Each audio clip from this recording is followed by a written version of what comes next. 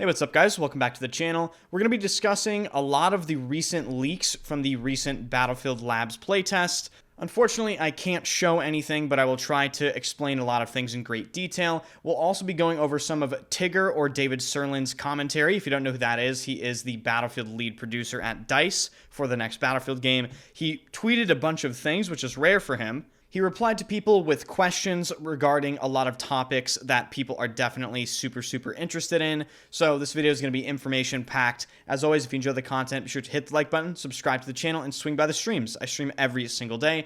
All links are in the description, including the Discord. If you're not in there, join the Discord. Come on!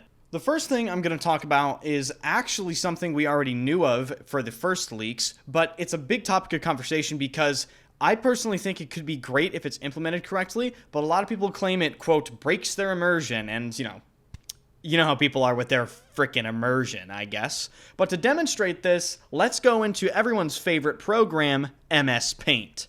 Now, I might say, Enders, why are we in MS Paint right now? It's because I can't show you the actual leak, unfortunately. In the new Battlefield right now, it appears there are flag boundaries visible while you're playing the game. Let's say this is a friendly captured B point, okay? This flag radius, or this boundary, is actually visible, and it is a colored line that encapsulates the capture radius that stands about 4 to 5 inches off of the ground, and it's meant to help players understand what's the flag and what isn't. Sounds pretty cool, right? And I personally think this would be a fantastic addition to the game, and I don't have any problem with it visually. However, a lot of people are complaining that this sort of bright color, this blue and red based on who has the flag, is destroying their immersion, okay? Now, I think that's just a load of BS, but I do think they could alter this flag boundary system to be different visually to satisfy everybody. I think they could just do a very simple visual tweak, and I think it would help players be less confused during gameplay as to where the actual flag radius is. So that's a very welcome feature in my book, and I hope they don't get rid of it completely, and I hope they just tweak it to satisfy people. The next thing I'm going to go over is some of what David Sirlin said on Twitter, and the first thing he said was this: "Hey Battlefield community, I'm open to discuss public knowledge topics, but not stuff directly connected to leaked material. In general, when it comes to that, any topic sparking reactions, labs exist for a reason, to allow us to nail what makes this Battlefield tick and work. This Battlefield may look to play one way, but I assure you it has many layers you need to play to perceive. A key reason, outside of making Battlefield everyone wants to play, to use something like labs, allowing us as devs to find the best possible outcomes for our designs. Bonus round, it also doesn't mean feedback becomes what drives development. We use equal amounts of feedback, data, and confirmation connected to the goals we have for our various design areas. Some of these will revamp based on outcomes, but a majority will hone the balance of."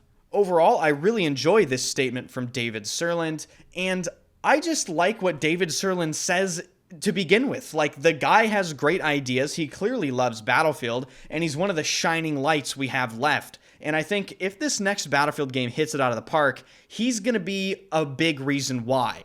Moving on to some more specific topics he actually touched on when he was replying to people. This is one about movement, specifically the slide. He responded to this person here, and he said, "We want a slide that is fun to play against and as, but that probably means a slide that isn't viable, repeatable choice. The details of this in practice we'll get into on labs. Great gunplay for us includes the limits of the opponent's movement at the extent of use/abuse." The big key takeaway for me in this whole thing is he doesn't want the slide to be a viable, repeatable choice, meaning you can't spam the slide like in Call of Duty. Now, to be clear, Battlefield has never had Call of Duty slide canceling. A lot of people throw that around. They say BF5 had slide canceling. They say 2042 has slide canceling. That is not accurate. But the core of what David Sirlin is getting at here is totally agreeable, and I do hope to see a good balance achieved with the movement in the next game. You know, I've seen the feedback on Reddit and some of the comments in my YouTube videos. I just don't really get the hate for movement. Like, some of these people that I see comment anti-movement stuff genuinely don't know how Battlefield has ever played. They actually think that Battlefield 4 was some sort of super slow-paced, realistic shooter. Have you ever played Lockers? No. That's not how that worked. And even if you didn't play lockers, it's not like the map changes the movement that's available to you. But moving on to some topics relating to the way vehicles are going to function in the next Battlefield game, namely the way ammo is handled, David Sirland replied to this gentleman that said, "Remove the tanks having to return to an ammo station to refuel vehicle ammo. Awful design choice to put it into BF5. Do not put it into the new game. Remove it completely, please and thank you." I'm actually shocked David Sirland replied to this, but he did. He said, "We want balanced tanks, and powerful tanks worthy of the name. There is new things forcing tanks to be active outside of ammunition. This approach is not BF5's. It's something that existed in BF2 as well. And key to a good version is placing the resupply stations centrally." And before I move on to his next response, he mentions placing the resupply station centrally. So he is referring to vehicles having to resupply ammo. And as we know in BF5, some of the ammo stations were placed away from the center of the map, which caused tanks to camp basically in the back of the map and never actually push up. This central placing of resupply stations is absolutely essential to incentivize tanks not to camp in the back of their spawn. But the second thing David Sirland replied was, "Be a resource to win and gain the spoils of it in the map. Gaining this right balance between spawn ammunition, armor, speed, abilities, and infantry AT balance is what Labs is all about. Nailing hard but necessary design systems."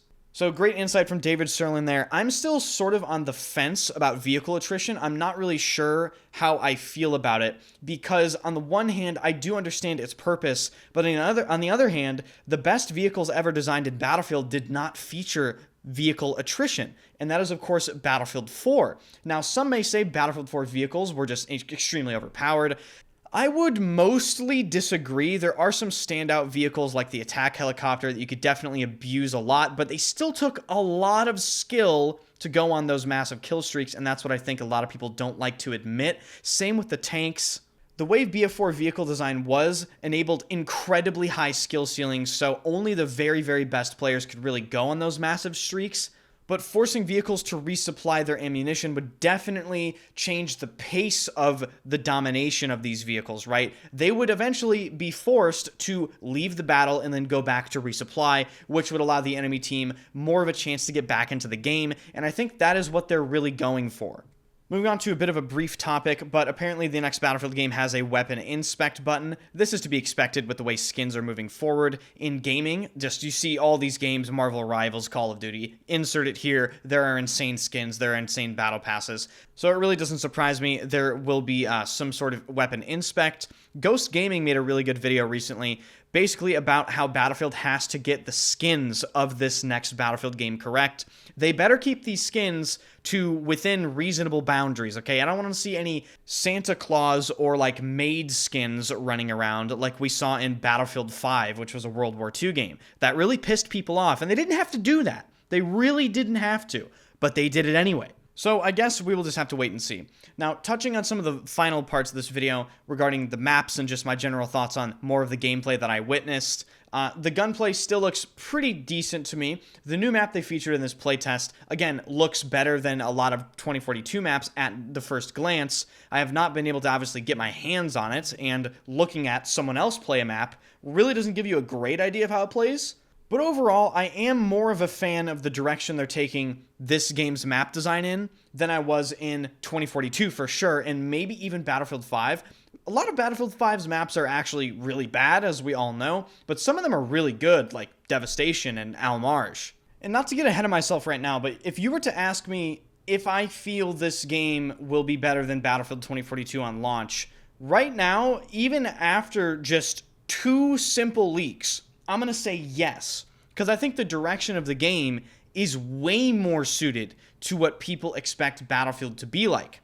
Obviously, we're still way, way off, but I think we're out of the woods when it comes to having another Battlefield 2042, and I really hope I'm correct on that. Like, if they manage to screw this up even with Battlefield Labs, I think at this point, hey, we've had a good run, shut the whole fucking franchise down, am I right? But thank you guys so much for watching. I appreciate it. Let me know your thoughts on these leaks in the comment section. If you enjoy the content, hit the like button, subscribe to the channel, and join the Discord. All links are in the description. I'll see you guys in the next video. Stay back!